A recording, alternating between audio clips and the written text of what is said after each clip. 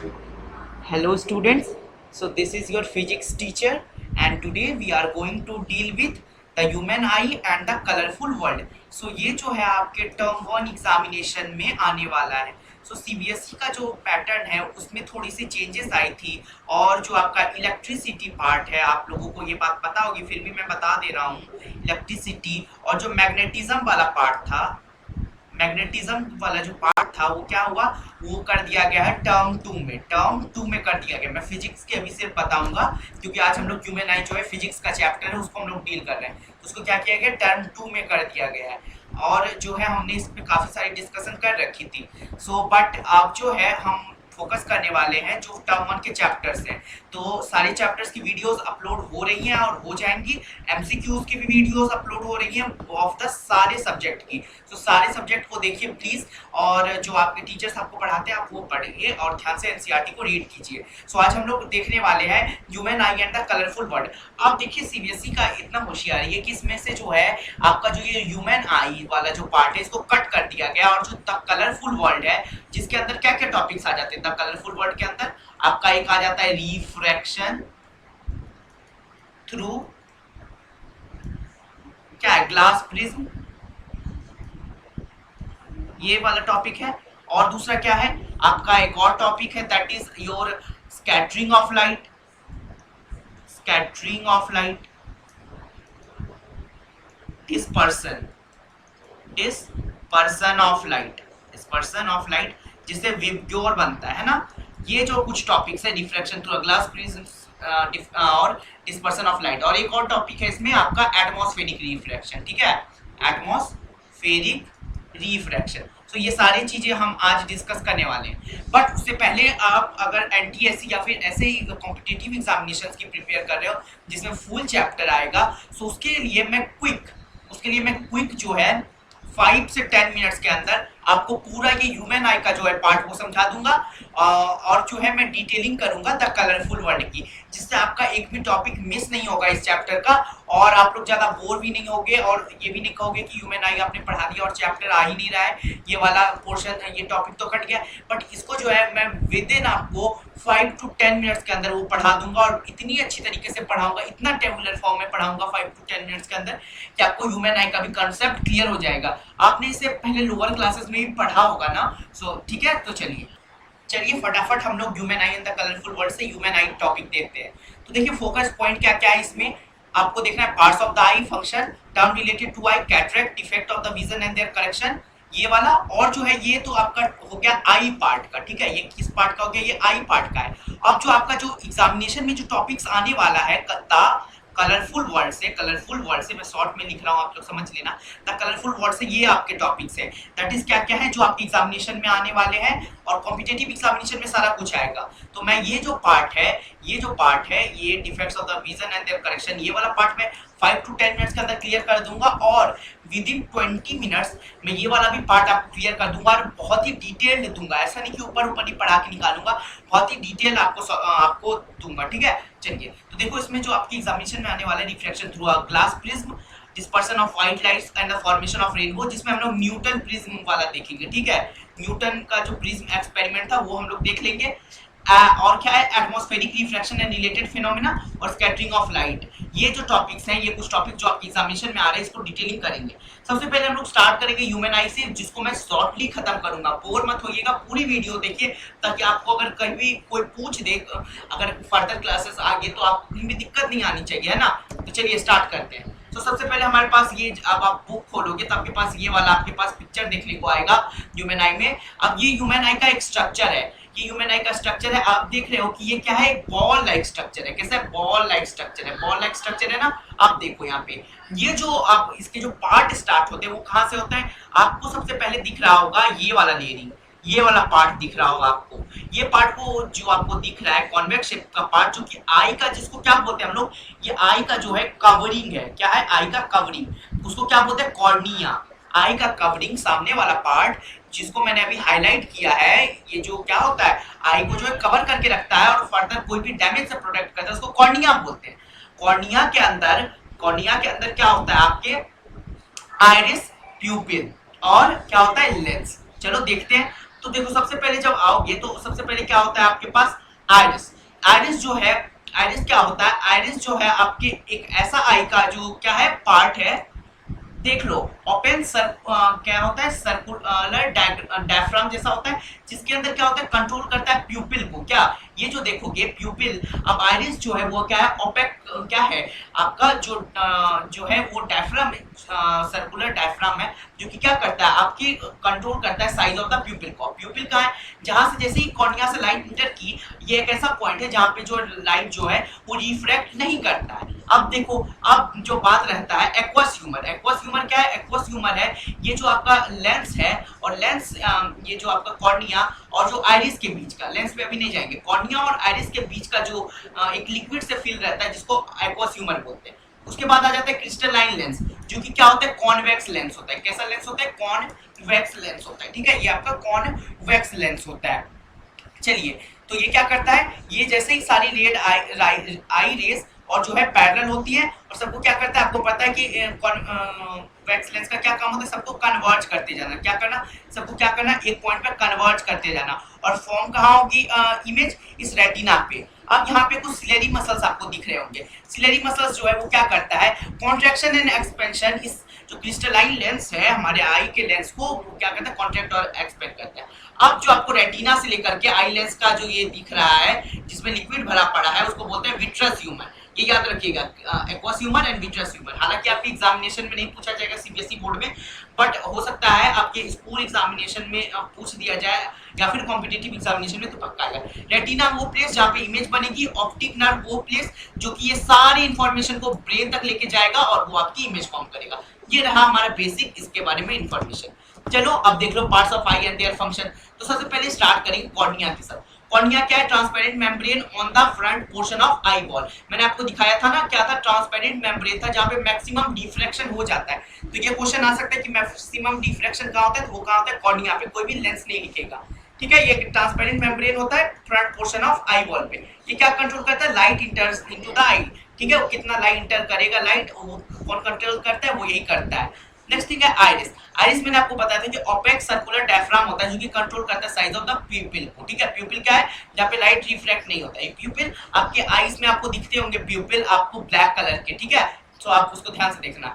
Iris आपको क्या हो जाता है, देखो आंखों का आप लोगों ने कलर देखा होगा, किसी का ब्रून होता है, किसी को ब्राउन होता है, किसी का ब्लू होता है। सो वही क्या होता है आइरिस, ठीक है। वो क्यों होता है ब्लू और ये ब्राउन, वो एक पिगमेंट जिसको हम लोग बोले मेलेनिन के कारण, किसके कारण होता है, मेलेनिन के कारण।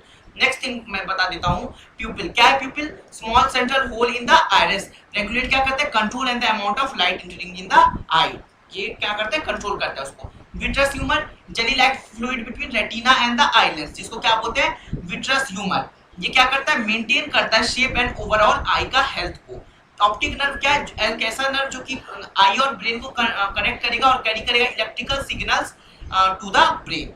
ये क्लियर हो गया। चलिए, हालांकि मैं इसे थोड़ा स्पीड में निकाल रहा हूँ क्योंकि आपके एग्जामिनेशंस में ये आने वाला नहीं है, बट मैं सारी चीजें पढ़ा रहा हूँ और मैंने डिटेल सॉल्यूशन में आपको दे रहा हूँ, तो एकदम बच्चे लोग ध्यान से सुनेंगे।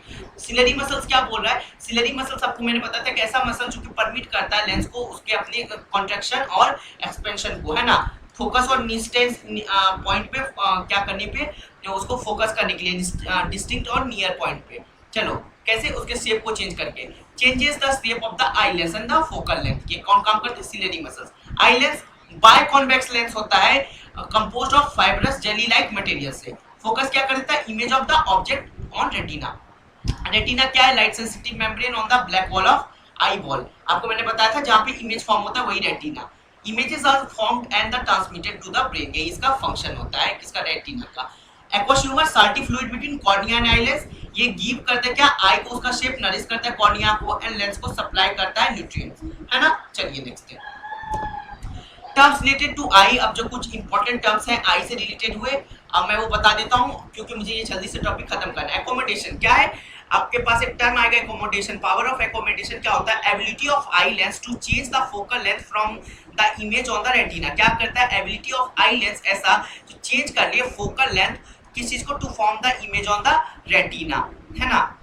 क्या होता है, कैसा है आपका एबिलिटी कि अपने फोकल लेंथ को घटा बढ़ा रहा है ताकि जो है इमेज जो है रेटिना पे फॉर्म हो। Least distance of distinct vision या फिर नियर पॉइंट जिसको बोलते हैं, तो वो ऐसा मिनिमम डिस्टेंस जहां तक हमारा आई बिना किसी स्टेन के देख सकता है चीजों को, है ना, वो कितना होता है 25 सेंटीमीटर होता है। और फार पॉइंट जहां तक दूर तक देख सके हमारा आई, और एक नॉर्मल आई के लिए इंफिनिटी हो जाता है फार पॉइंट, ठीक है।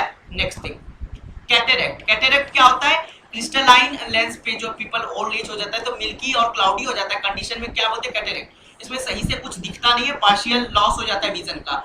ठीक किया जा सकता है इसको कैसे, कैटरेक्ट की एक सर्जरी होती है जिसे उसको ठीक किया जाता है। चलिए डिफेक्ट्स एंड देयर विजन। अब देख लो आंख में कुछ डिफेक्ट्स हो जाते हैं अदर देन कैटरेक्ट्स, तो उसके काउज और करेक्शन क्या है। डिफेक्ट मायोपिया, जिसमें पास की चीज दिखती है दूर की नहीं दिखती है। क्यों, स्मॉल हो जाता है फोकल लेंथ, तो उसको कैसे ठीक करेंगे, कॉनकेव लेंस लगा के, जो कि डाइवर्जिंग लेंस होता है। हाइपरमेट्रोपिया क्या होता है, स्मॉल आई बॉल हो जाता है, लार्ज फोकल लेंथ हो जाता है, कॉन्वेक्स लेंस लगा के इसको ठीक कर दो। इसमें पास की चीजें नहीं दिखती है, दूर की चीजें दिखती है। प्रिस्बोपिया में क्या होता है, कॉम्बिनेशन ऑफ पावर जो है पूरी तरह से घट जाता है, पास और दूर की चीजें भी ठीक से नहीं दिखाई जाती, तो उसको कॉन्वेक्स लेंस लगाएंगे। एक कॉन्वेक्स लेंस बोलना सही नहीं होगा, इसमें हम लोग बोलेंगे बायफोकल लेंस। क्या होता है, बायफोकल लेंस हम लोग यहाँ पे बोल सकते हैं, ठीक है। इसको क्या बोलेंगे, बायफोकल लेंस से। चलिए नेक्स्ट थिंग, ये रहा राइट डायग्राम जो देख सकते हो यहाँ पे क्या है, ये सारे डिफेक्ट्स है। ये हाइपरमेट्रोपिक आईज है, नियर पॉइंट। अब देख लो इसके करेक्शन दिया हुआ है, कि मायोपिक आई का करेक्शन दिया हुआ है, ठीक है, तो इसको आप लोग देख लोगे। चलो अब जो हमारा मेन टॉपिक स्टार्ट होता है फ्रॉम यहाँ से, diffraction through a glass prism, है ना। तो देखिए यहाँ से मैं आपको अच्छे से बताने वाला हूँ एक एक topic diffraction through a glass prism में। तो देखो सबसे पहले होता क्या है, लेट मी चेंज कलर, हाँ ये पीला वाला, ठीक है। तो ये देखो हमारे पास सबसे पहले होता क्या है, चलो मैं एक ब्लैंक स्लाइड ले लेता हूँ फिर उसमें आपको समझाता हूँ, ठीक है। तो स्टार्ट करते हैं, मैंने हेडिंग डाल दिया है कि refraction through a glass prism. So चलो कोई भी इसको डिस्पर्शन नहीं समझेगा, डिस्पर्शन एंड स्कैटरिंग तो अलग चीज है। तो हम लोग स्टार्ट करेंगे refraction through a glass prism से। तो let me to change my colour, मैं व्हाइट लेता हूँ। सबसे पहले हम लोग क्या करेंगे, ग्लास प्रिज्म को ड्रॉ करेंगे। मैंने उस स्लाइड पे आपको हालांकि पिक्चर दे रखा है, लेकिन आप लोग को अच्छे से समझ में आएगा मेरी ड्राइंग से।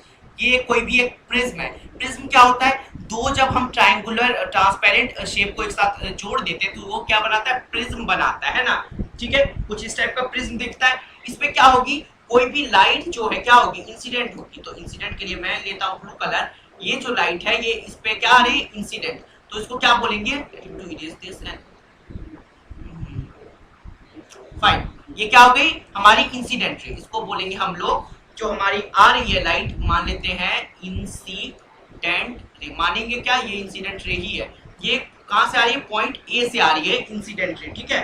पॉइंट ए से इंसिडेंट रे आ रही है। और ये हमारा क्या है, इसको मैं मेंशन कर देता हूँ, ये मेरा है ग्लास प्रिज्म, ठीक है। अब क्या करेंगे, जैसे ही इंसिडेंट रे आई तो हमको पता है कहां से आ रही है, ये है एयर में है, और ये क्या है, ये है मेरा, ये जो मीडियम है मेरा कैसा है, ग्लास का मीडियम है। अगर ये मेरा ग्लास का मीडियम है तो कहां से आ रहा है, रियर टू टेंसर। तो रियर टू टेंसर आने पे क्या होता है, बेंड्स टुवर्ड्स द नॉर्मल। कहां होता है, बेंड्स टुवर्ड्स द नॉर्मल, तो क्या हो जाएगा, बेंडिंग होगी इसकी, क्या होगी, बेंडिंग होगी टुवर्ड्स द नॉर्मल। तो क्या करेंगे हम लोग, एक नॉर्मल ड्रॉ करेंगे। तो नॉर्मल इसका कुछ इस टाइप से ड्रॉ होगा, ठीक है, कुछ इस टाइप से इसका नॉर्मल ड्रॉ होगा। और ये क्या होगा, बेंड करेगा टुवर्ड्स द नॉर्मल, देख सकते हो टुवर्ड्स द नॉर्मल हो रहा है। अब और क्या होगा, अब आपको पता है कि अब ये इस पॉइंट पे आ गई है, तो अब ये अगेन इस पे रिफ्रैक्शन होगी, इस पे क्या होगी, अगेन रिफ्रैक्शन होगी। आपने एक ग्लास, आपने रेक्टेंगुलर ग्लास लैब में देखा होगा ना, रेक्टेंगुलर वाला ग्लास लैब में लाइट चैप्टर में। अब यहाँ पे जो हम लोग वही प्रिज्म कर रहे हैं। अब जैसे ही यहाँ पे आया लाइट, फिर हम एक परपेंडिकुलर ड्रॉ करेंगे। यहाँ पे क्या करेंगे, एक परपेंडिकुलर जो है ड्रॉ करेंगे। और जैसे ये हमने ड्रॉ किया, अब हमको पता है टेंसर टू रियर जा रही है, तो ये क्या होगी, away from the normal. Let me to erase this, और अच्छे से मैं बना देता हूँ। ये क्या होगा, अवे फ्रॉम द नॉर्मल। ये कुछ कुछ सेम लग रहा है, मैं ड्राइंग को ठीक कर लेता हूँ, ठीक है। ये क्या है, अवे फ्रॉम द नॉर्मल, आप समझ लेना। चलो अब मैं क्या करता हूँ, ये आपको पता है कि जैसे ही लाइट बाहर आ गई तो इसको बोलेंगे हम लोग इमर्जेंट रे। इमर्जेंट रे आपने पढ़ा है लाइट चैप्टर में ही है, अभी तो मैं ह्यूमन आई पढ़ा रहा हूँ, ठीक है। अब जो है आपको ये भी लग रहा होगा कि ये कौन सी रे होगी, तो आपको पता है ये रिफ्रैक्टेड रे है। क्या है, रिफ्रैक्टेड रे है। ये कैसा रे है, रिफ्रैक्टेड रे है। अब चलो, अब जैसे ही मैं ये वाला टर्म मिटा देता हूँ ताकि आपको डायग्राम को सिंपल बनाए रखना है हमें, ठीक है। तो मैं इसको यहाँ मेंशन कर देता हूँ, इसको मैं यहाँ मेंशन कर देता हूँ, रिफ्रैक्टेड रे, नहीं तो मेरे कुछ बच्चे बोलेंगे सर पूरी चीजें लिखते ही नहीं है। रिफ्रैक्टेड रे हो गया। अब देखो, अब अगर मैं बात करूं, अब मैं एज्यूम्शन करता हूं, ये मैं लाइंस मिटा देता हूं ताकि आपको अच्छे से दिखाई दे, ठीक है। अब क्या होगा, अब मैं एज्यूम्शन करूं कि ये जो इंसिडेंट रे आई उसका जो अगर बात कुछ इस प्रकार रहता, रियल में तो ऐसा ही रहता, और जो ये मेरी अभी जो इमर्जेंट रे है कुछ इसकी इस प्रकार से एंगल बनता, ठीक है। और हाँ, एक और बात मैं बता देता हूँ कि दो जो सरफेसेस ने एंगल बनाया है, दो ट्रायंगुलर सरफेसेस ने जो एंगल बनाया है, इसको बोलते हैं एंगल ऑफ प्रिज्म, ठीक है। उसको बोलते हैं एंगल ऑफ प्रिज्म बोलते हैं उसको, ठीक है, एंगल ऑफ प्रिज्म बोलते हैं, ठीक है। अब चलो, ये जैसे ही मैंने दोनों को ओरिजिनल पाथ को मिलाया, तो अब मुझे एक नई चीज पता चली कि अरे यहाँ पे एक एंगल फॉर्म हो रहा है, एक ऐसा एंगल जो कि क्या है, जो कि दोनों के बीच का डेविएशन बता रहा है। तो हमने कहा कि ये जो बड़ा वाला एंगल है, जो कि अगर ये इंसिडेंट रे अपने रियल पाथ से चली जाती, अगर जा नहीं रही है, अगर चली जाती, और इमर्जेंट रे का भी जो असली पाथ है, दोनों को अगर मिक्स कर देते तो हमको एक मिल जाता एंगल, जिसको हम लोग कह सकते थे एंगल ऑफ डेविएशन, डेविएशन बोलते हैं, ठीक है। एंगल ऑफ डेविएशन वो होता है, ठीक है, अगर हम उसको मिलाते हैं। तो यही आपका है all about the refraction through a glass prism. क्या हुई, एक इंसिडेंट रे आई, रिफ्रैक्ट हुई, फिर क्या हुई, रिफ्रैक्ट होकर के इमर्जेंट रे बनाई। अब क्या हुआ, अब इसमें क्या हुआ, आपका जो है ये जो है आपका इंसिडेंट रे, और अगर आपका जो इमर्जेंट रे है वो अगर अपने ओरिजिनल पाथ पे ही रहता, ओरिजिनल पाथ पे ही रहता, वो क्या होता, वो क्या होता, वो आपको पता है वो क्या होता, तब वो बनाता है एक ऐसा एंगल जो कि बोलते हैं angle of deviation. I hope ये कंसेप्ट आपको क्लियर हो गया, refraction through a glass prism, और इसमें कोई भी आपको कंफ्यूजन नहीं होगी। अगर आपको और भी डिटेल्स में जानना है या फिर आपको कोई कंफ्यूजन अभी भी आ रहा है, तो आप मुझे कमेंट कर सकते हो। और उससे पहले मैं बता दूं कि जो एंगल होता है between incident ray and emergent रे, उसी को एंगल ऑफ डेविएशन बोलते हैं। सो हम स्टूडेंट्स इसको हम लिख भी सकते हैं कि जो एंगल ऑफ डेविएशन है, let me to write angle of deviation, इसको हम ऐसे भी लिख सकते हैं कि angle made by incident ray and the and the emergent रे।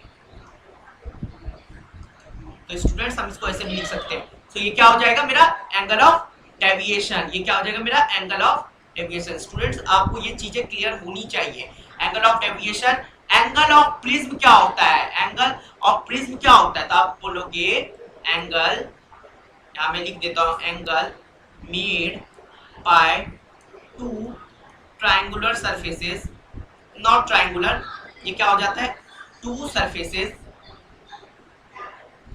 That is called, that is क्या हो जाएगा, angle of prism, angle of prism. अब एक और चीज देख लो, आप अगर प्रिज्म की बात करोगे तो 3D फिगर प्रिज्म का अगर मैं कुछ इस टाइप से बनाऊं कि ये मेरा प्रिज्म इस टाइप से है और इसका मैं इस टाइप से कुछ बनाऊं, तो आपको इसमें देखने को मिलेंगे एक रेक्टेंगुलर, दो रेक्टेंगुलर और तीन रेक्टेंगुलर। एक प्रिज्म में जो है 3 रेक्टेंगुलर सरफेस होते हैं, 3 रेक्टेंगुलर सरफेस होते हैं, और क्या होता है आपको 2 जो है ट्रायंगुलर सरफेस, और क्या होता है 2 ट्रायंगुलर सरफेसेस होते हैं। Refraction through a glass prism clear हो गया।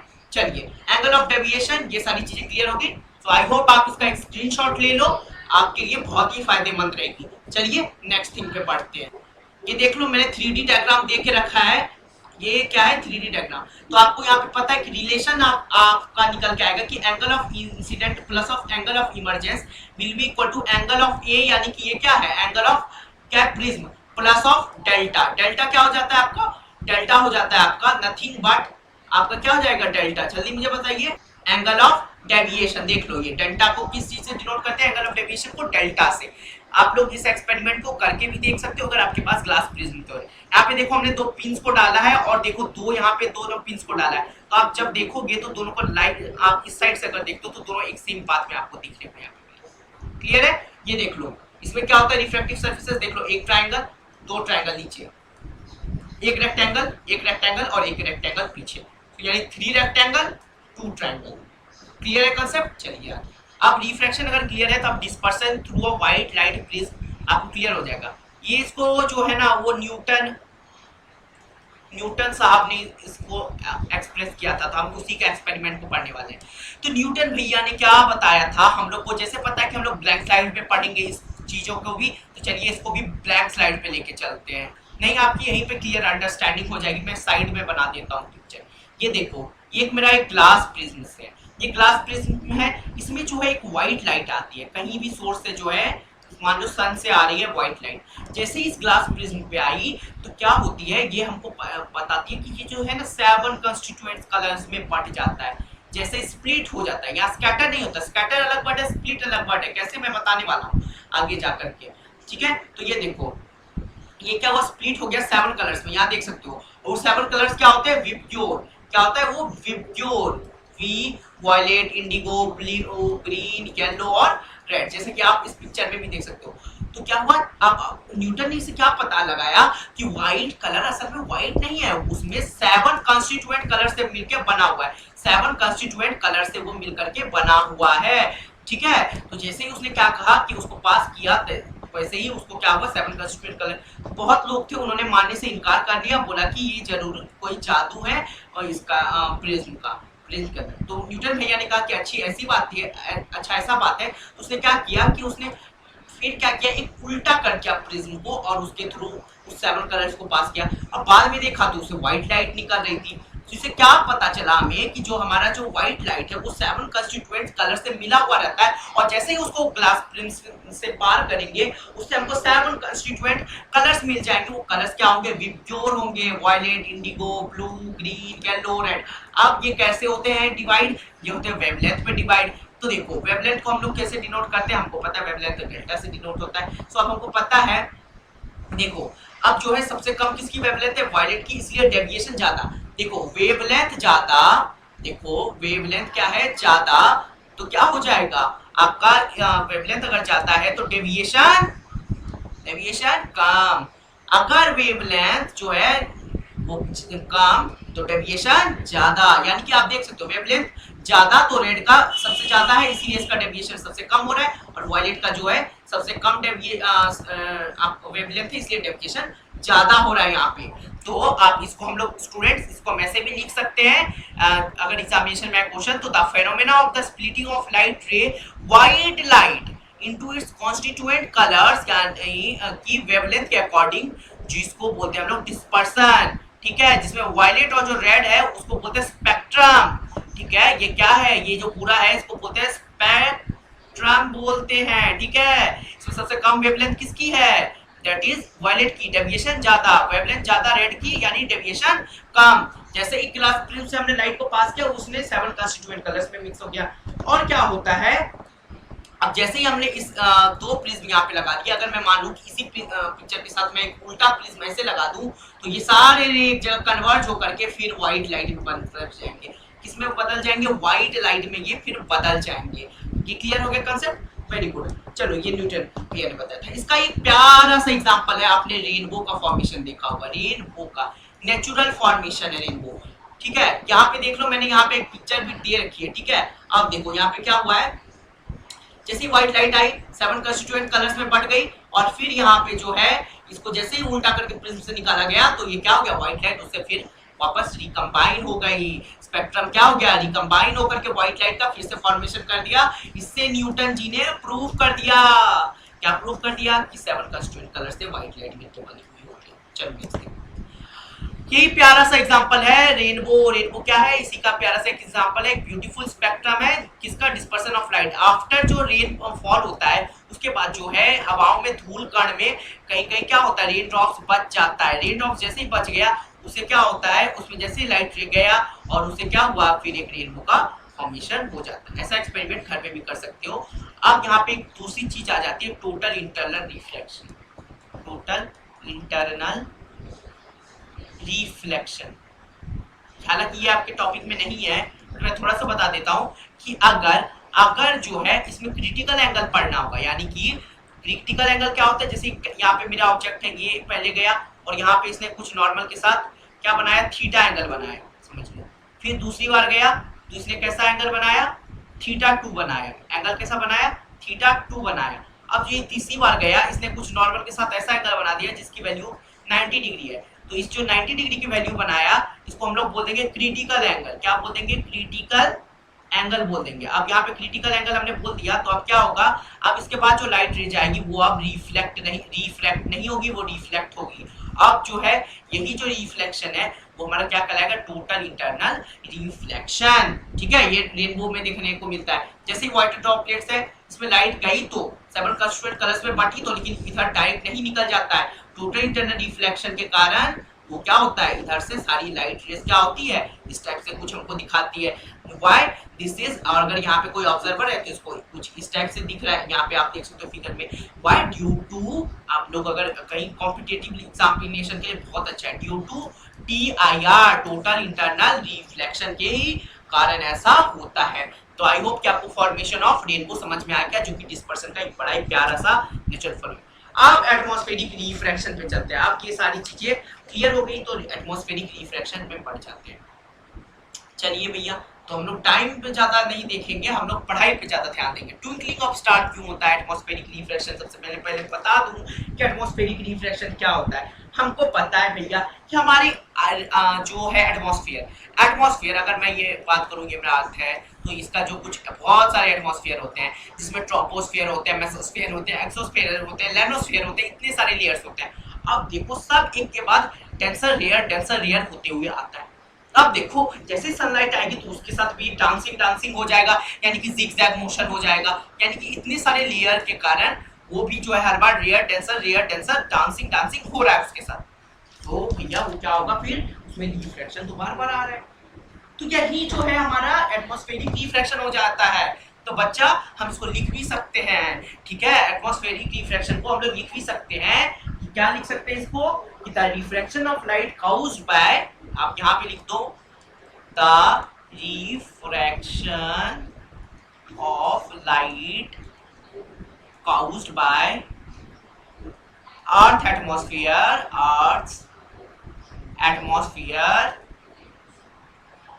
is known as what? Is known as atmospheric refraction। AR से मैंने लिख दिया, ठीक है। आई होप आपको ये क्लियर होनी चाहिए। अब नेक्स्ट थिंग जो बात आती है, अब मैंने बता दिया कि एटमॉस्फेरिक रिफ्रैक्शन क्या है। ढेर सारी लेयर्स है हमारे एटमॉस्फेयर में और उसी से जो रिफ्लेक्शन हो रही है वो एटमॉस्फेरिक रिफ्रैक्शन है। अब देखो, अब यहाँ पे होता क्या है, अगर कोई ऑब्जर्वर है तो एटमॉस्फेरिक रिफ्रैक्शन में हम लोग को सबसे पहले जो एक नेचुरल प्यारा सा फिनोमेनन है वो देखने को मिलता है, ट्विंकलिंग ऑफ स्टार्स। क्या ट्विंकल सही में करते हैं स्टार्स? तो बोलोगे सर नहीं। तो आप क्यों नहीं करते हैं? तो सर बोलोगे हमें पता नहीं। बट मैं बता रहा हूँ, ट्विंकल वो इसलिए नहीं करते हैं क्योंकि उनमें कोई भी ऐसी प्रॉपर्टी है ही नहीं। अब देखो यहाँ जो सब सारा खेल लाइट का है। देखो जैसे ही स्टार हमसे मिलियंस ऑफ लाइट ईयर दूर है, तो जैसे लाइट आता है अर्थ पे, वो जैसे ही क्या करता है एटमॉस्फेयर उसको क्या करते हैं, रियल टू टेंसर करके क्या करता है, उसको एकदम रिफ्रैक्ट कर डालता है। तो ऐसा ही जो जिगजैग मोशन हो जाता है, जिसके कारण हमारा क्या है, स्टार जो है ट्विंकल करते दिखते हैं। कंटिन्यूअसली जो है एटमॉस्फेरिक में क्या होता है, कन्वर्जिंग डाइवर्जिंग हो रहा है, कभी रिफ्रैक्शन हो रहा है, रियल टेंसर हो रहा है, जिसके कारण क्या होता है, स्टार जो है ट्विंकल करने लगते हैं। जो एपेरेंट पोजीशन, आप देखो एक और चीज यहाँ पे है, कभी कभी जो स्टार्स हैं, स्टार्स होते यहाँ पे हम लोग को दिखते हैं यहाँ पे, ये क्यों? क्योंकि जो एपेरेंट पोजीशन ऑफ स्टार्स है वो स्लाइटली डिफरेंट हो जाते हैं फ्रॉम द एक्चुअल पोजीशन। वो जिगजैग मोशन के कारण हम लोग का जो आई है वो कुछ इसका इस टाइप पे ऑब्जेक्ट बना लेता है। ऑब्जेक्ट है यहाँ पे बना हमारा लेता है यहाँ पे। सो ये क्या है, इल्यूजन है। क्या होता है, एपेरेंट पोजीशन जो स्टार्स की है वो डिफरेंट एक्चुअल पोजीशन से दिखने लगती है, ठीक है, एक्चुअल पोजीशन से डिफरेंट दिखने लगती है। नेक्स्ट थिंग देख लेते हैं भैया जी, आपको अभी तक के सारे कंसेप्ट क्लियर हो जाने चाहिए और हो गए होंगे आई होप। नेक्स्ट थिंग बोला जो एपेरेंट पोजीशन है वो स्टेशनरी नहीं है, वो कीप चेंजिंग होते रहता है एटमॉस्फेरिक कंडीशन, डेंसिटी और एटमॉस्फेयर के कारण, ठीक है। अब जो पाथ ऑफ जो लाइट कम आ रहा है स्टार पे वो वेरिंग कर रहा है स्लाइटली, और जो अमाउंट ऑफ लाइट इंटर कर रहा है हमारे पर्टिकुलर स्टार से, उसके कारण हमारा जो है डिफरेंट टाइप्स का क्या कर रहा है, इमेज फॉर्मेशन कर रहा है। सम टाइम स्टार जो है वो ब्राइट और अदर टाइम्स कभी-कभी फेंटर दिख जाते हैं, जिसके कारण हम लोग को ट्विंकल ऑफ स्टार, कभी ग्लो करता है, कभी डिम दिखता है, ग्लो करता है, डिम कर देता है, जिसके कारण हम लोग को कभी-कभी स्टार्स क्या होता है, कभी-कभी नहीं हमेशा ही लगभग ट्विंकल करते दिखते हैं और उनके पोजीशन हम लोग को डिफरेंट करते हैं एक्चुअल दे, ठीक है। Stars seem higher than they actually they are, यानी होंगे यहाँ पे, दिखेंगे यहाँ पे, है ना, हायर, इससे ऊपर, ठीक है। चलिए क्यों होता है, एटमॉस्फेरिक रिफ्रैक्शन के कारण, ठीक है। ठीक है। लाइट फ्रॉम द आ रही है, जैसे ही आपके एटमॉस्फेयर में आपका आईज जो है कुछ इस टाइप की रिफ्लेक्शन दिखाता है कि वो जो उसके ऊपर लग जाता है। अब जो है नेक्स्ट टॉपिक देख लेते हैं एटमॉस्फेरिक रिफ्लेक्शन में क्या है। प्लैनेट क्यों नहीं टिंकल करते, क्योंकि भाई क्या वो हमारे से लाइट ईयर्स दूर नहीं है, काफी पास है। सन जो है हमारे से काफी पास है। प्लैनेट आर मच क्लोजर है, इसीलिए उसमें ट्विंकलिंग नहीं दिखती है, बहुत ज्यादा लाइट की स्कैटरिंग नहीं हो पाती है। The amount of light receive from them is much greater than, और हेंस जो फंक्शनल कॉज है amount of the light due to atmospheric reflection and negligible होता है, और उसी के कारण क्या होता है हमारा जो है हमको जो है प्लैनेट्स ट्विंकल करते नहीं दिखते या सन ट्विंकल नहीं करते दिखते। अब जो है एक मजेदार टॉपिक एडवांस सनराइज और डिलेड सनसेट, ये ध्यान से सुनना, कुछ इस टाइप की प्रकार की कहानी है कि देखो कभी कभी क्या होता है सन की हॉरिजन जो है चेंज होती रहती है, सन की हॉरिजन चेंज होती रहती है, हॉरिजन माने पोजीशन। तो आपको जो है हमेशा एक और भी बात आ जाती है, रेडिश और सुबह और शाम में क्यों दिखता है, और जो है आफ्टरनून में वो येलो क्यों दिखता है। तो देखो सन की जो कुछ अपेरेंट पोजीशन है यहाँ ये देखो, जब इस पॉइंट पे होगा, जब ये वेस्ट और ईस्ट पे होता है, तब इससे ज्यादा लाइट रेज को ट्रेवल करना पड़ता है, और जो है क्या होता है जिसके कारण जो है हम लोग को दिखता है रेड। और जैसे ही वो आ जाता है इन द मिडिल, उसको कम ट्रेवल करना पड़ता है, जिससे स्कैटर होता है और येलो हम लोग को दिख जाता है। वो सारा काम किसका होता है, ओरिजिन का काम होता है। ऑब्जर्वर अगर देखता है तो ओरिजिन के ऊपर है सन एकदम परपेंडिकुलर, तो हमको जो है येलो दिखता है, और जो है सनराइज और सनसेट के टाइम में हम लोग को रेड दिखता है। अब जो सन है वो विजिबल अमाउंट होता है 2 minutes before the actual sunrise, और जो अब ये भी यहाँ पे है कि हम लोग को कभी कभी 2 मिनट पहले दिख जाता है सनराइज से, और कभी कभी बाद में भी दिखता है सनसेट के 2 मिनट बाद। सो ये एटमॉस्फेरिक रिफ्लेक्शन के कारण होता है। जब एल्टीट्यूड और जो डेंसिटी है रिफ्रैक्टिव इंडेक्स जो एयर लेयर का वो डिक्रीज और इंक्रीज होते रहता है, तो लाइट रे जो है starting from the sun travel to rarer और डेंसर मीडियम में आता है। जैसे लाइट रे कहाँ से आया, सन से, कहाँ से आता है, रियर से डेंसर मीडियम में। तो फिर क्या होगा, they bends more and more towards the normal. ठीक है, वो क्या होता है, बेंड्स करता है more and more towards the normal. अब जो ऑब्जर्वर है अर्थ पे, उसको लाइट रेज जो है अपीयर क्या करेगा, come from the position above the horizon. ये जो है एक्चुअली यहाँ पे है, और इसको यहाँ से कभी कभी हमारी आईज जो है यहाँ पे शेप बना देती है, जिससे हमको कभी कभी डिलेड और एडवांस सनराइज देखने को मिल जाता है। अगर आपको लग रहा है कि मैं थोड़ा ज्यादा पढ़ा रहा हूँ, तो प्लीज इस वीडियो को थोड़ा सा आप स्लो कर सकते हो, या फिर नॉर्मल पे देखो, 2x की स्पीड पे मत देखो मेरी वीडियोस को। ठीक है, ठीक है। और ये जो है मोर देन, ज्यादा मैं टाइम नहीं लूंगा, और मैंने ये जो है मोर देन 40 मिनट से ज्यादा की क्लास नहीं होगी, और इसमें हम लोग सारी चीजें देख लेंगे। अब हमको पता है कि स्काई ब्लू क्यों होता है। बहुत लोग बोलेंगे सर जो हमारी सी होती है उसी का रिफ्लेक्शन दिखता है। बिल्कुल नहीं, यहाँ क्या होता है, ब्लू कलर ऑफ स्काई क्यों होता है, स्कैटरिंग ऑफ सनलाइट के कारण होता है मॉलिक्यूल्स ऑन द एटमॉस्फेयर। बोलोगे सर स्कैटरिंग कुछ समझ में नहीं आया सर खुजलाने लगोगे। अरे भैया स्कैटरिंग क्या है, जैसे सनलाइट आई यहाँ पे होता है डस्ट पार्टिकल, हमारे यहाँ है ना, हमारे यहाँ डस्ट पार्टिकल होते हैं, और क्या करता है डस्ट पार्टिकल, क्या करता है सनलाइट को एब्जॉर्ब करके डिफरेंट डायरेक्शन में डिफ्रैक्ट कर देगा सनलाइट को। यही हो गया आपकी स्कैटरिंग। बच्चे इसको हम लोग ऐसे लिख भी सकते हैं, ऐसा नहीं है कि स्कैटरिंग ऑफ लाइट को हम लोग नहीं लिख सकते। हम लोग लिखेंगे कि स्कैटरिंग ऑफ लाइट मींस मतलब थ्रो ऑफ लाइट क्या बोलेंगे, in various random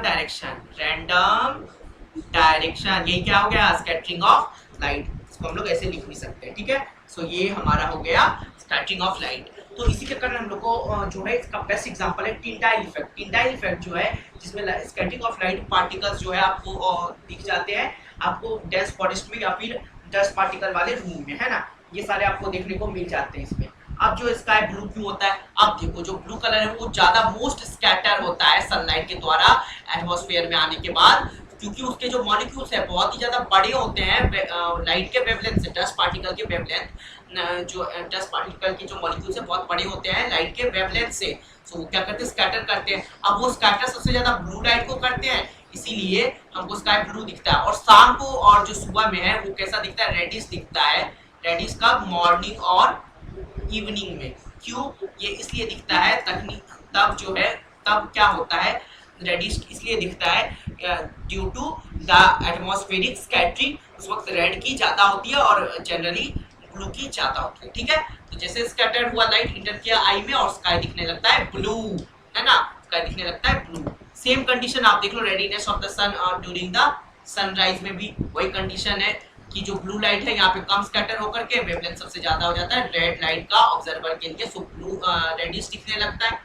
next thing आप यहाँ भी देख लो कि आपका जो स्कैटरिंग ऑफ लाइट हो रहा है, ठीक है, इस आपके किसमें आपके ट्रैफिक लाइट में। तो इन सारी चीज़ों की में आप लोग देख सकते हो कभी कभी जो है बर्फबारी में भी वगैरह में ये सारी लाइट्स का यूज इसलिए किया जाता है रेड लाइट का, क्योंकि वो जो है सबसे ज़्यादा स्कैटर होता है, ठीक है। सो ये क्वेश्चन आ सकता है आपके एग्जामिनेशन में, ठीक है। तो इससे हमने पूरे पार्ट ऑफ द चैप्टर को हमने कंप्लीट कर दिया, हम लोग बोल सकते हैं चैप्टर कंप्लीटेड, ठीक है। अब लास्ट हमारा थैंक यू पेज आएगा। So thank you for this session dear students, and अगर आपको ये सेशन पसंद आया तो प्लीज़ अपने पूरे दोस्तों के साथ स्कूल ग्रुप्स में इसको जरूर शेयर करो, सभी दोस्तों को शेयर करो, टेलीग्राम के ग्रुप है तो वहाँ पे शेयर करो इसे, और ज़्यादा से ज़्यादा शेयर करके हमारे फैमिलीज़ को इंक्रीज़ करो। देखो हम लोग आपके लिए बहुत मेहनत से वीडियोस बना रहे हैं, बट आप लोग उतना हम लोग को प्यार दे अभी नहीं रहे हो। प्लीज़ आप हमें ज़्यादा सपोर्ट कीजिए ताकि हम ज़्यादा आप लोगों के लिए वीडियोज़ बना पाएँ और आपके लिए अच्छी अच्छी वीडियोज़ ला पाएँ, क्योंकि अभी आप लोग जिस हिसाब से आप प्यार दे रहे हो वो अभी इनफ नहीं है, आपको थोड़ा सा प्यार अपना बढ़ाना पड़ेगा। तो अपना प्यार बढ़ाइए, सब्सक्राइब कीजिए, लाइक कीजिए, प्रेस द बेल आइकन, आपको एक भी अपडेट्स मिस नहीं होंगे। सारे चैप्टर्स के एमसीक्यूज के प्लेलिस्ट में बना दूंगा, सारे चैप्टर्स आप लोग मिल जाएंगे। नोट्स भी आपको अवेलेबल पहले बहुत सारी वीडियोस की करवा दी है पीडीएफ फॉर्मेट में। इस सेशन के खत्म होने के बाद मैं अगर हो सकेगा तो मैं इस सेशन का भी पीडीएफ में डाल दूंगा डिस्क्रिप्शन बॉक्स में। बस इतना सा मैं आपके लिए हम लोगों ने आपके लिए अरेंज किया है, तो आप भी हमारे लिए प्लीज़ ये काम करना मत भूलना, to subscribe, like and share our videos with your friends and family, ठीक है। तो मिलते हैं फिर नेक्स्ट क्लास में बच्चा, और टेक केयर एंड बाय।